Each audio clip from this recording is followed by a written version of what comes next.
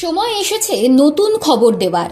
কিছুদিন আগে সিপিআইএমের ছাত্র ও যুবরা এই স্লোগান তুলেছেন, বদলের কথা বলতে চেয়েছেন তারা, বদলের পদধ্বনি শোনাতেই চাইছেন তারা। এই বদলের গল্প শোনানোর তাগিদ একা বামেদের তা বলা যাচ্ছে না, বরং বদলের ইঙ্গিত সর্বত্রই।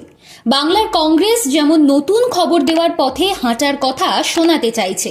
হাত ধরাধরি করে হাত চিহ্নের লড়াই অনেক হয়েছে, এবার একা হওয়ার সময় এসেছে। বিধানসভা নির্বাচনের আগে গতি প্রকৃতি যা, তাতে এই রাজ্যে প্রায় 15 বছর পর কংগ্রেস একা লড়াই করার কথা ভাবছে। 2011 সালে তৃণমূলের সঙ্গে জোট করে বিধানসভা নির্বাচনে অংশ নিয়েছিল কংগ্রেস। সরকারে বেশি দিন টিকতে পারেনি তারা। পরের বিধানসভা নির্বাচন থেকে অর্থাৎ 2016 সাল থেকে বামেদের বন্ধু হয়ে একের পর এক নির্বাচনে লড়াই করেছে, কিন্তু ফলাফল আশাব্যঞ্জক বললে ভুল হবে, হতাশায় ভরপুর। সেই কংগ্রেস এবার একা চলার নীতি নেবে কিনা তার প্রাথমিক সম্মতি কার্যত মিলেই গেল। সদ্য প্রার্থী নিয়ে মতামত চেয়ে জেলা সভাপতিদের সঙ্গে ভার্চুয়াল বৈঠক করেছেন প্রদেশ কংগ্রেস সভাপতি শুভঙ্কর সরকার। মিডিয়ার খবর, প্রত্যেকেই একা লড়াইয়ের পক্ষে সওয়াল করেছেন। ব্যতিক্রম দুটি জেলা, বর্ধমান শিল্পাঞ্চল এবং দক্ষিণ 24 পরগনা টাউনের সভাপতি কিছুটা ভিন্ন পথে চলা যেতে পারে বলেই মত দিয়েছেন। একজনের মত, জোটের কথা না ভাবাই ভালো, যদি ভাবতে হয় সিপিআইএমকে নিয়ে ভাবা যেতে পারে। এক জেলার সভাপতির মন্তব্য, তৃণমূলের কথা ভাবা যেতে পারে। বাকি উত্তর থেকে দক্ষিণ সব জেলার সভাপতি এক কথায় বলে দিয়েছেন, জোট নয়, একলা চলাই ভালো কংগ্রেসের।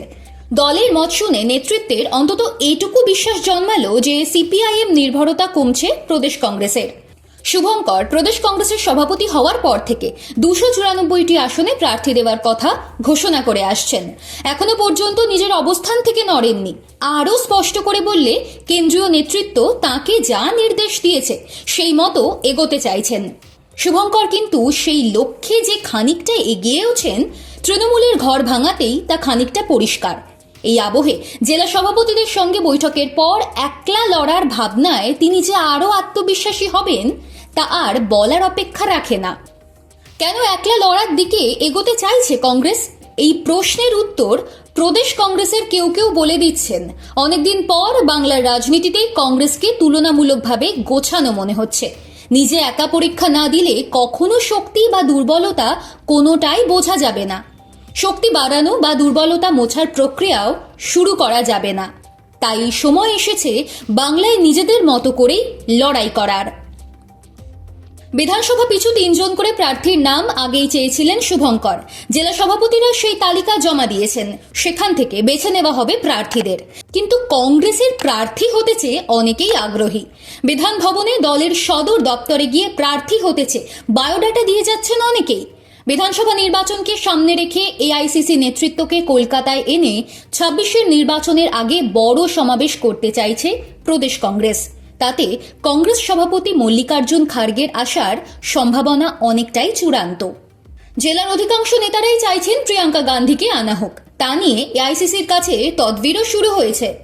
প্রাথমিকভাবে 28শে জানুয়ারি শহীদ মিনারে সমাবেশের ভাবনা ছিল, তবে হাইকমান্ড সময় চাওয়ায় তা ফেব্রুয়ারির প্রথম সপ্তাহে নেতাজি ইন্ডোরে করার কথা ভাবা হয়েছে।